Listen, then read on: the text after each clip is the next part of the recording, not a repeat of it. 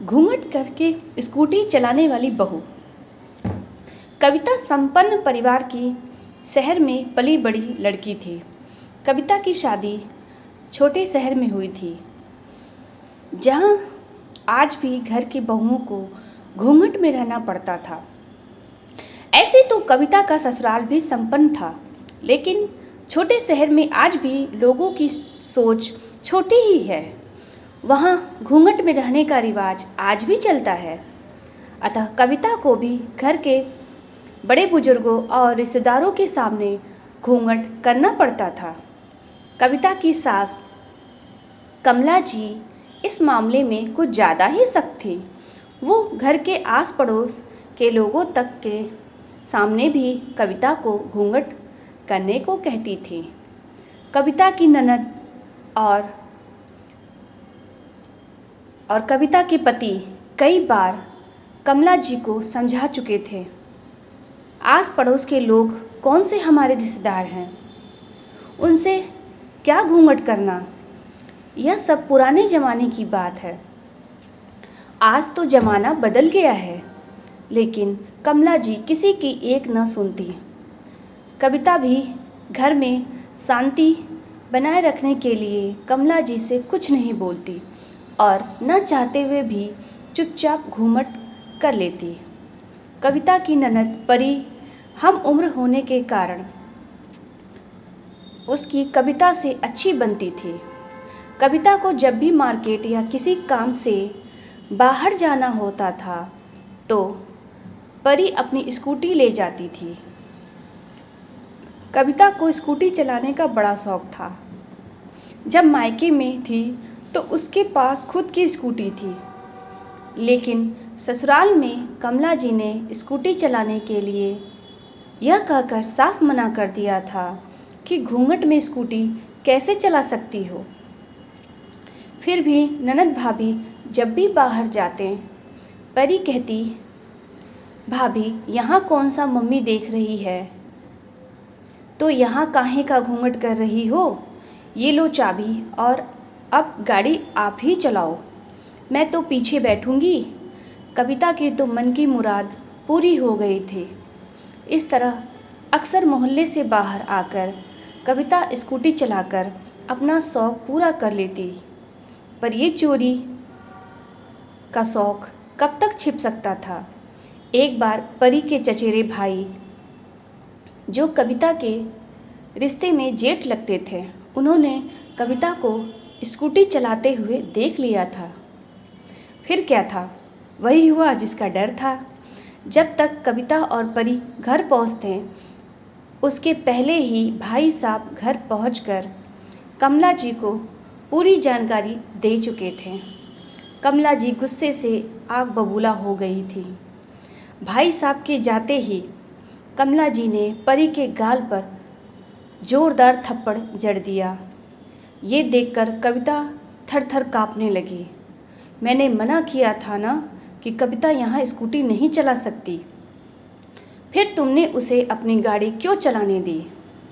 और कविता तुमने तो हमारी नाक ही कटवा दी। कम से कम हमारी इज्जत का तो ख्याल किया होता।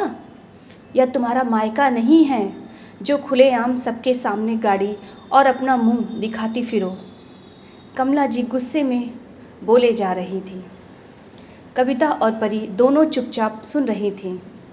सबसे ज़्यादा बुरा कविता को लग रहा था कि उसकी वजह से कमला जी ने परी को थप्पड़ मार दिया। कविता ने कई बार कमला जी से माफ़ी मांगी, पर वह बिना कुछ कहे अपने कमरे में चली गई। उसके बाद कविता का घर से बाहर जाना बंद हो गया। अगर कविता को कुछ काम भी होता तो वह अपने पति रोहन या परी से बोलकर मंगा लेती थी। एक दिन कमला जी की अचानक तबीयत खराब हो गई।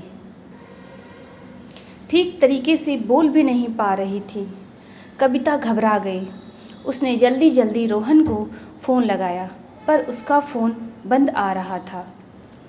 परी दूसरे शहर अपनी सहेली की शादी में गई हुई थी। घर में कविता और कमला जी के अलावा कोई नहीं था। कविता को कुछ समझ में नहीं आ रहा था कि क्या किया जाए। कमला जी की हालत और बिगड़ती जा रही थी। उसने किसी तरह कमला जी को अपने पीछे बैठाया और परी की स्कूटी से उन्हें हॉस्पिटल ले गई। मोहल्ले वाले मदद करने की बजाय घूर घूर कर कविता को स्कूटी से कमला जी को ले जाते हुए देख रहे थे।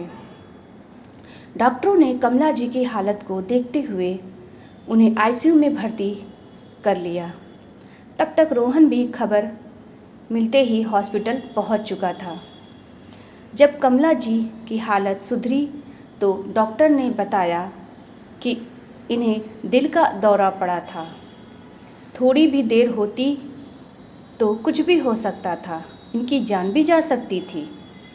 कविता और रोहन के तो हाथ पांव ही फूल गए थे। ये सुनकर लगभग 1 हफ्ता गुजरने के बाद कमला जी को हॉस्पिटल से छुट्टी मिल गई। शाम को मोहल्ले की कुछ औरतें कमला जी से मिलने आईं। उनका हालचाल पूछने के बाद उन्होंने कमला जी के कान भरना शुरू कर दिया कि कैसे कविता बेशर्मी से स्कूटी चलाते हुए गई थी और हम लोगों को देखकर घूंघट भी नहीं किया था। कमला जी ने उनके सामने ही कविता को आवाज़ देकर बुलाया। तब तक कविता घूंघट किए हुए सबके लिए चाय लेकर आई। साथ ही डर रही थी कि आज तो माँ जी मुझे छोड़ने वाली नहीं है। तभी कमला जी ने कविता को पास बुलाया और उसका घूंघट हटाते हुए कहा, ये हमारे घर की बेटी है और बेटी से भला क्या घूंघट करवाना। कविता को नई स्कूटी की चाबी भी दी जो उन्होंने पहले ही रोहन से मंगवा ली थी। कमला जी ने सबके सामने कहा कि अगर उस दिन मेरी बहू मुझे स्कूटी में बैठाकर हॉस्पिटल नहीं ले गई होती तो शायद मैं आज आप लोगों के बीच नहीं होती, मर चुकी होती और आप लोग तमाशा केवल देख रहे थे और आज आकर मेरी बहू के बारे में इस तरह की बातें कर रहे हैं। बताइए, गलत बात कर रहे हो आप लोग। इस तरह से कमला जी की कविता के प्रति जो रवैया थी वह बदल दिया और समाज की रूढ़िवादी विचारधारा को उस दिन उन्होंने ख़त्म कर दिया।